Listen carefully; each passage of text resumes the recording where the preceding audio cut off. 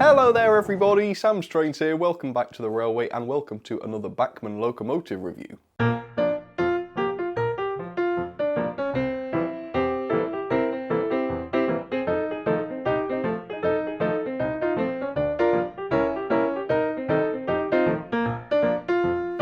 So I'm quite excited about this review because it's a class of locomotive that I've never shown before. In fact, I don't think I've even talked about it before. Now, it's a model that has been out for quite a few years. It's always been there, but for whatever reason, I never picked one up and I've never reviewed one. Until today, of course, because finally I've got one. So here it is. It is the LNER K3. So if you like the LNER and if you like pretty liveries, then this is a good one for you. You can't see very much about the loco from the outside of the box. There is an image there, but obviously the livery isn't quite correct yet. And we will save the livery as a bit of a surprise, although I'm sure you've seen it on the thumbnail. Now, the box makes this loco look pretty old, although it isn't all that old as far as I can tell. This is not an old split chassis model, for example, as you might expect it to be in a box like this. As you can see, yep, it is DCC ready, which means you can fit this with a decoder, which places this relatively modern. Now, this model is still available to buy brand new, and for a tender locomotive, I don't think the asking price is too bad. Now, the RRP is a little crazy. Let's find out. So the RRP is £139.95, and for quite an old loco with a more modern chassis on it, I think that's a little bit too much. However, Hattons do have them for less than £100, which, as I say, for any tender engine these days is pretty good value, I would say, depending on, of course, the model. However, if you want to check them out and see which ones are available, I have included a link in the description. So I'm going to stop waffling on. Let's take a look at the K3. I'm really looking forward to this. It is a K3, isn't it? Yeah, didn't want to say the wrong thing. So let's get this out, the Bachmann K3. So there we go, yep, there is the box. And as I say, what I think has happened with this is I think that it is quite an old model. I don't know exactly how old, but I think the tooling for this probably dates back to the days where Bachmann or maybe even Mainline were producing split chassis locomotives. And obviously I think as a split chassis loco that isn't a particularly reliable thing, and Bachmann did this with quite a few of their locos where they redesigned the chassis and made it DCC ready, for example, and made the model sort of fit into the modern marketplace. So I think that's what's happened with this. So what we're expecting really is quite an old-fashioned body, perhaps with not an awful lot of detail. However, that's supposed to be redeemed by the decent chassis, which is supposed to be a lot more modern. It does beg the question as to why the RRP is so high, of course, because it is quite an old body and it's certainly not something that's had to have been tooled up anytime recently. However, we will see what it's like. It might not be too bad. In fact, some of the older Bachmann locos are still relatively detailed for what they cost. Okay, so let me show you the end of the box then very quickly. So the product code for this is 32-279. It's a K3, as I've said. It's a 260, so it's a mogul, LNER 1935. That looks like a date, but I think that's probably the running number. We'll find out soon enough. And it is in the Doncaster green, so yes, there we go. The loco on the front shows it in BR black, but it is in Doncaster green, which was very, very good. I like that livery very much. Okay, so there's not a lot to see really on the box. There's no information or anything like that. I think all the information is on this card on the back side of it. So let's get this out, shall we? Let's have a look. It's been a long while, I think, since I've had a LNER green or Doncaster green loco out, so this should be a bit of a change, shouldn't it? Okay, so we've got this card here which says Class K3 on it. Let me just lift that up and show it to you. So there we go. Yep, you can see the loco on there. On the back, here we have the brief history of the class. There's a nice little diagram of the thing there. And if you want to try and pause it, if you can, if I can get that in focus, feel free to try and read that if you can. But there we go, that's that. You also get a little bit of paperwork, and this ought to sort of shows a little bit more about the new chassis that's supposed to have been put onto this one. Well, I say new, relatively new, isn't it? Okay, so there we go, Class K3 locomotive. So as you can see, yes, it's no longer a split chassis loco. There's no split chassis in there. It does have the can motor, as you can see there, and it's basically just your standard exploder diagram with all the parts labelled on there. So if you ever need replacement parts, it's reasonably easy to find out exactly what you need. Okay, so I'm going to put the rest of this to one side, and I will peel back some of this protective foam so that you can see the loco. And yeah, straight away you can see what a lovely livery is on this thing. Really, really nice. There we go. And you'll see that a lot closer up in just a second. But I think there is a detail bag in here, which is a bit awkward to get to, but I will pull it out and show you. Okay, so it's a relatively sparse detail bag, I would say. There's nothing painted in there. It looks like a couple of vacuum pipes and probably the cylinder drain cocks there. So not an awful lot to fit yourself, which I suppose for some is bad because I suppose they enjoy it. But for others, it's good because the model is basically fully assembled, which is what you'd expect from a more expensive model. Okay, so the loco and tender are not permanently connected, which for the performance lovers might ring alarm bells, I don't know. But it does mean that unpacking the loco, at least for the first time, is nice and easy. So there we go, we've got the lovely LNER tender there, which is quite cool. Unfortunately, the coal is running a little bit low inside there, so I don't know how long this loco has still got left on that small coal load. But no, as you can see, a very nice looking tender. You can see underneath that it does have metal wheels, but sadly no tender pickups, which again, for a more expensive model, is a bit of a shame.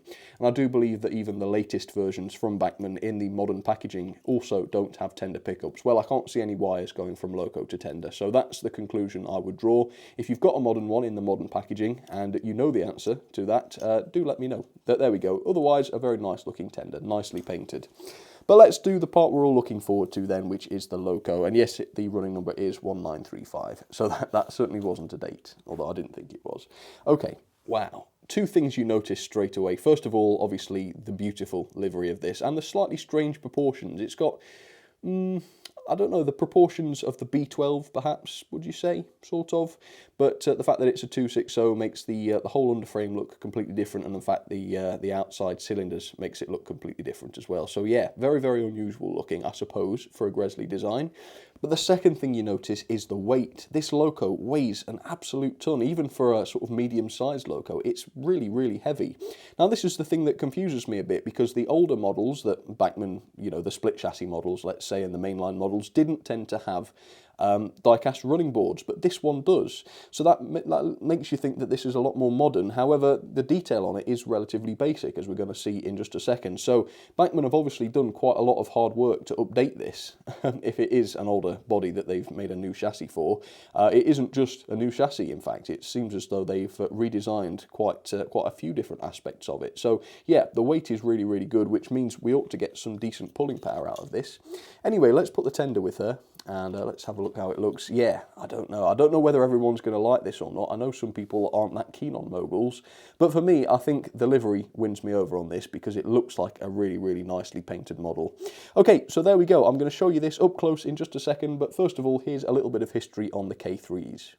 So the LNER K3 was originally known as the GNR Class H4, which was produced just a few years before the 1923 grouping in 1920 to the design of Nigel Gresley. So this is a pre-grouping locomotive, but only just, of course, although I've never seen one in the Great Northern livery. That would be lovely though. Now, an impressive 193 of these were built in total over 17 years, and the K3 served as a development of the earlier K2 design, I believe it was, which featured a 3-cylinder setup, and they were used for mixed traffic throughout their working lives. After grouping occurred, the class became part of the LNER, where they remained until 1945, when Edward Thompson rebuilt one member of the class into a new K5 2-cylinder design. But for whatever reason, this was the only example to be converted. I think others might have had an updated boiler, but I think this was the only one to have the full conversion. And then the rest of the class survived well into the BR era, where they were eventually withdrawn in the late 1950s/early 1960s, and sadly all of them were scrapped with no survivors. Okay, so there she is then, the beautiful Bachmann K3 up against the white background for you. And I have to say, I do love this model. It's a really, really lovely model. It's handsome, the livery is fantastic, and it's quite unusual. As I say, you don't really see that many moguls on the LNER. So, as I've already implied, I do think the level of detail on this model makes the asking price of £139.95 a little bit baffling. However, there's nothing particularly remarkable about that, because in fact I find myself saying words to that effect for most every Bachmann loco that I look at, so there's nothing unusual about that. However, I do think that the price the retailers are selling these for, and the cheapest I can find at Hatton's, is £98 brand new. I think for a tender engine with so much die-cast on it and with you know, a relative amount of detail, I think that is a good price really for any tender engine. Obviously there are some exceptions. I think the Hornby Hull class, for example, that we paid only 50 quid for, £49 to be exact, I think that was way better value, of course, but then again, I think that was an anomaly. You don't tend to get value like that every day. So really for this one, I don't think the value is too bad at all. You get quite a bit for your money, don't you? But the model is quite confusing. It confuses me quite a bit, because normally when you buy a Bachmann loco that is an old body that they've created a new chassis for, it's normally a lot more basic than this, but there's a surprising amount of modern features on this, which makes me wonder whether or not it was just a new tooling 10 years ago, or not, I'm not too sure. But let me show you what I'm talking about. So first of all, obviously the die-cast running board, that is unusual. You don't normally see that with a loco that's been redesigned. So that's the first thing. The sprung buffers, I suppose we have seen Bachmann adding sprung buffers to locos like that, but it's also got NEM couplings on the front and back. They're not just screwed onto the chassis. So as I say, yeah, a lot of nice modern features. But on top of that, there's quite a few old-fashioned features. For example, the smoke box dart here is sort of part of the moulding. You don't tend to really get that with modern locos. The cab is very, very basic. You can see there's no painted cab detail inside there. I suppose also the relative chunkiness of the handrails as well is not something you really see with modern locos. So it's all a bit confusing. Some features on the model are really, really impressive and modern, which makes you think maybe this was just tooled up 10 years ago. And other features of the model just make you think, yeah, well, this must be quite an old loco from many years ago that they've just updated. So I'm really not 100% sure what's gone on with this. But either way, ultimately, it looks the part, doesn't it? And it doesn't cost the earth. So overall, I think it's a thumbs up. So let's take a closer look at some of this then. We'll start with the paintwork, which has been done to a high standard. If you look closely at the banding on the boiler, you can see it's not quite as neat and tidy, let's say, as some locos, but it isn't too bad, and certainly from any sort of distance, it looks just fantastic. And there's quite a lot of intricate painted detail on this, really. You can see we've got the red lining along the die-cast running board, you've got some red lining on the cylinders as well, and also the side of the cab is a very nicely painted area. Not only have you got the running number in the full LNER font, which does look very, very good, you've also got the lining around the windows, which are also glazed as well. And in fact, if we look at some of the front-facing windows, you can see that the lining is gold, as is so often the case with LNER locos, and I love that. I think that looks really, really lovely. Just a splash of gold here and there looks really good. And then in front of the cab, you can see we do have separately fitted and metal safety valves, which is really, really good. There is a little whistle there, but I think that is just made of plastic. But as I say, it's nice to see metal safety valves. You don't often get that with Bachmann. So again, that's another one of those modern features that makes you wonder whether or not this is a more modern loco. On the side, you can see we do have the reversing rod there. Again, I think that is just made of plastic. I don't know whether that's metal or not. And there's certainly no representation of the third cylinder between the frames there or anything like that. But the gap underneath the boiler is so tiny, I don't think you could really blame Bachmann for that. Also, the running gear and the linkage on the side is quite nice and fine as well. It's quite a complex one, this, so it will be interesting to see how that looks when it runs. On the side of the smoke box, you can see there is quite a lot of printed detail, which again indicates that this is a more modern loco, or at least a loco with a more modern paint job. All of that text is quite legible, I think, and my close-up camera angle will demonstrate that, hopefully, if that's true. The smoke box door, I think we've already covered. The smoke box door is just a part of the moulding, or at least the backmost part of it is, but it doesn't look too bad on balance. I don't think the smoke box door opens either. I have tried to pry it open, but it doesn't look as though there's a join there. So yeah, I don't think I'll try that anymore. We've got the lamp irons, as you can see, which may or may not be just a part of the die-cast running plate. Again, I don't want to sort of start prying at those in case one of them comes off.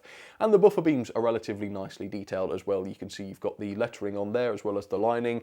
And as I've already said, yes, we have got sprung buffers on this. And just below there, NEM couplings too, which is, again, a nice modern touch.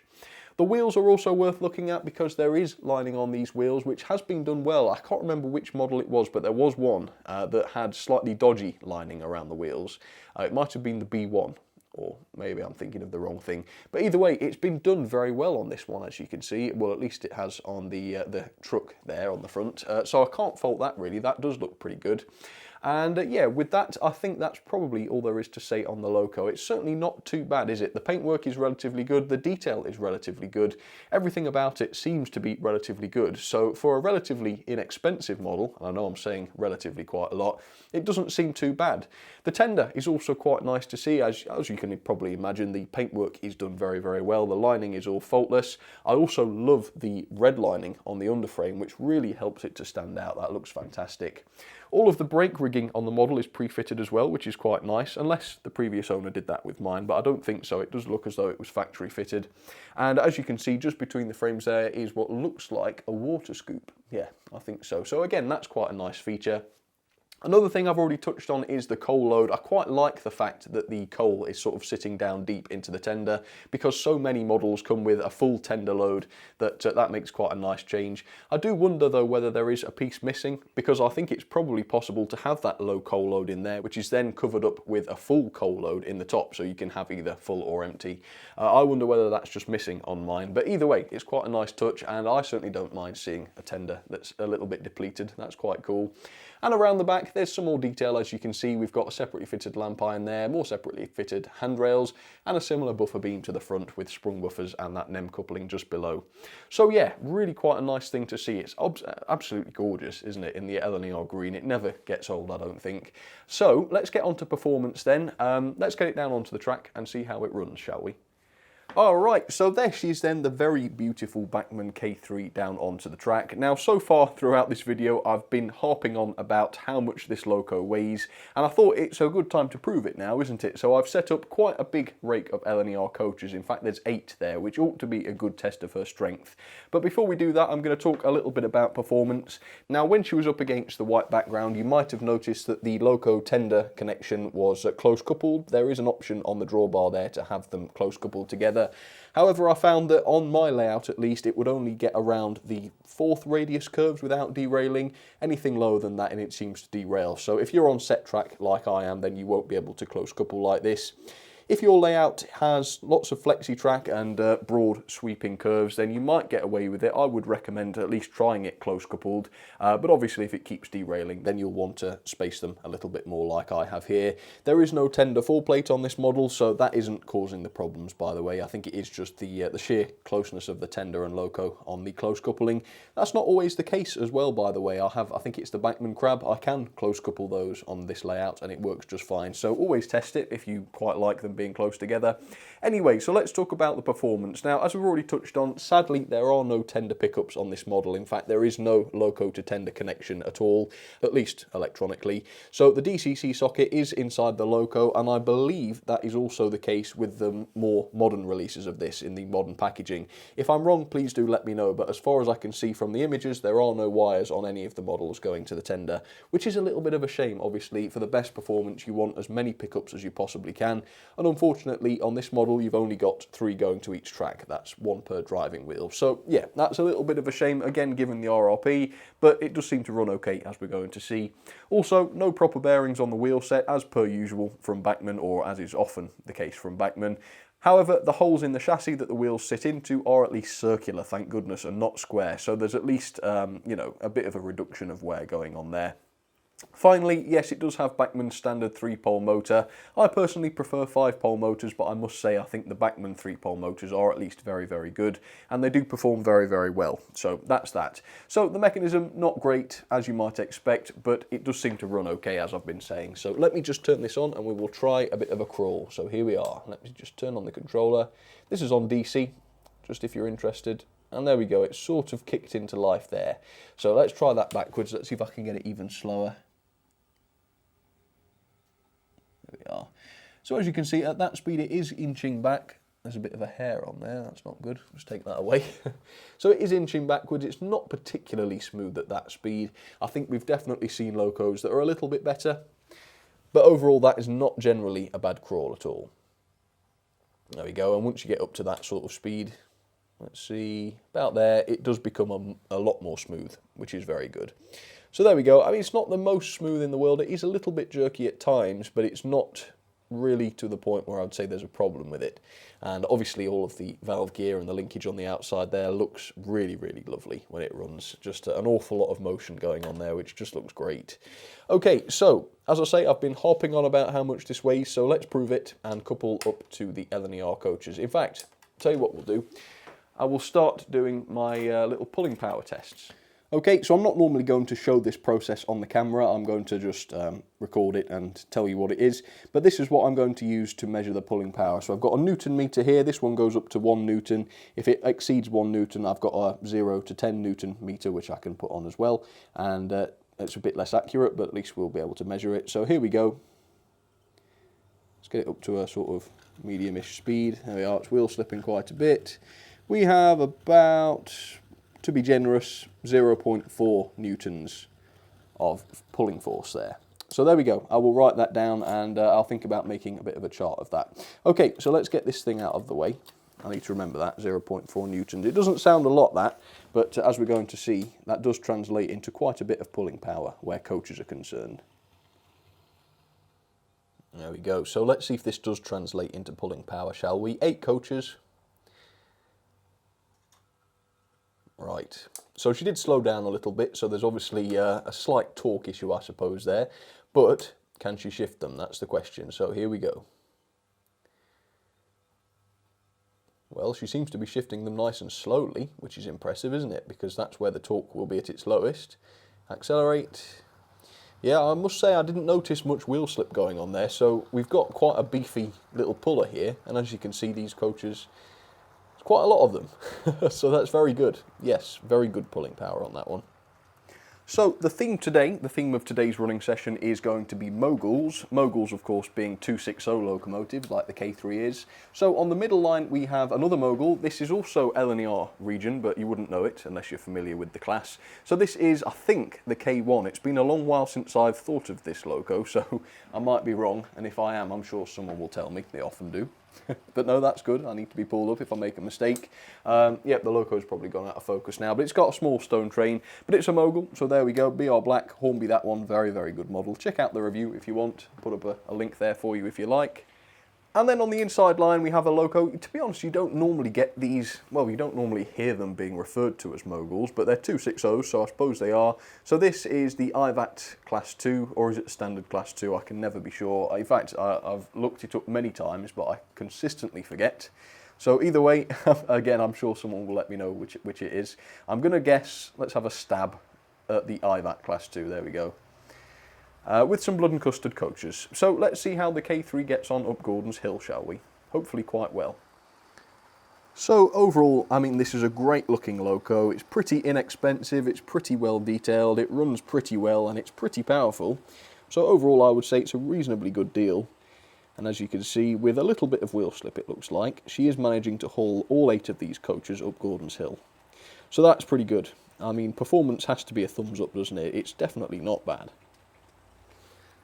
And don't forget to let me know which other moguls you spot, by the way. And there is an odd one out, as always.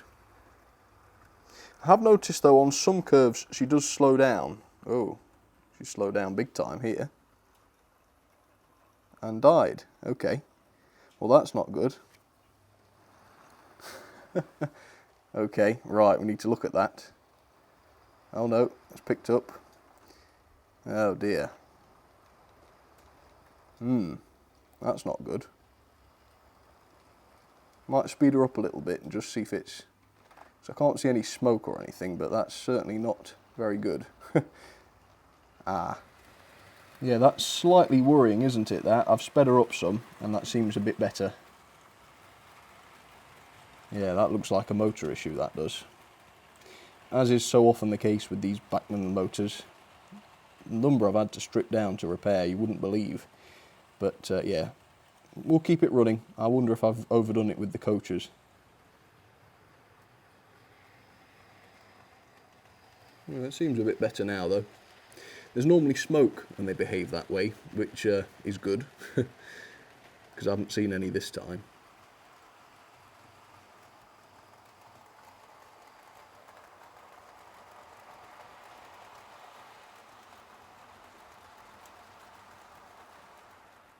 So I've taken off 3 of the coaches. I mean, we've already proved that she can haul them, but I didn't want to stress the motor out too much until I've had a chance to take the thing apart and clean it out. But it does seem to be all right again now. It's not slowed down dramatically since I've removed the coaches. And I'll try and catch it on camera if it does. But yeah, I've had that a few times with Bachmann motors, but for the most part I've been able to fix it, touch wood.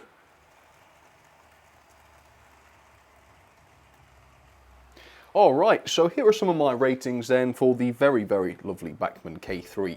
So detail then, the actual level of detail was a lot better than I was expecting, but still not quite as good as it ought to have been, I think, for the RRP, specifically the painted cab and other minor niggles like that. However, there are quite a few nice details on this as well, such as the separately fitted metal safety valves, for example, and a few other bits like that. Overall, it is a quite nicely detailed model, so I've given it 3.5 stars there. I thought it was a bit too harsh to give it as low as 3. Performance then, I've given this a 4 out of 5. It is mightily strong, as you can see, very, very strong. And it is also capable of doing a decent slow speed, though of course we have seen other models that do better, so I'm going to reserve that 5-star spot for those.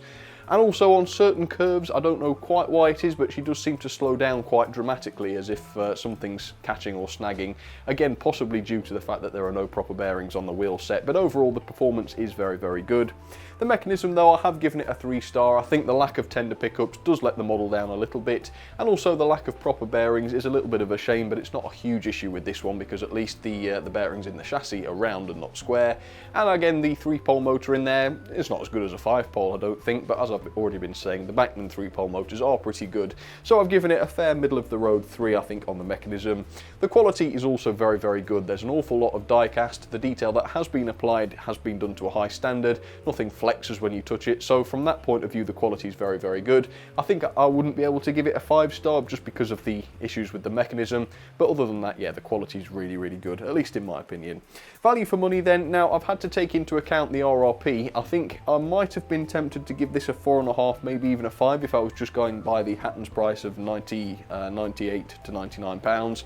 However, I have to take the RRP into account, which I think is too expensive for what this is, for what is quite a basic model. But it's not too bad. We've definitely seen worse, even from Bachmann, so that's a 4-star, I think. Overall then, that is 7.45 out of 10, quite a respectable score that. Let's put it into the rankings.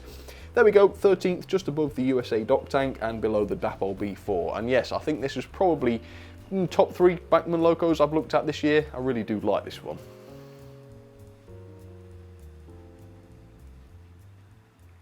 Quite a cute little 260, that one, isn't it? I've always quite liked it.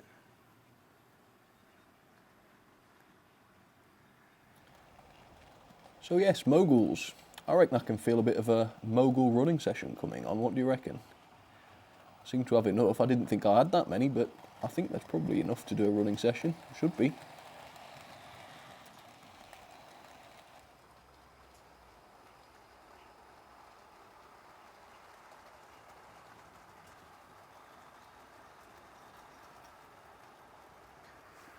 Well, there you are then, folks. There is another LNER Steam Loco video. I think long overdue, really. So, as I say, hope you enjoyed that. Thank you all very, very much for your company. Don't forget to let me know down in the comments what you thought about the Bachmann K3. Is it a model for you? Is it a model not for you? Whichever it might be, let me know why in the comments. And we'll get a bit of a discussion going, shall we? But for the time being, once again, thank you for your company. Thank you for watching. And I will see you all very, very soon. All right. Cheers, everybody.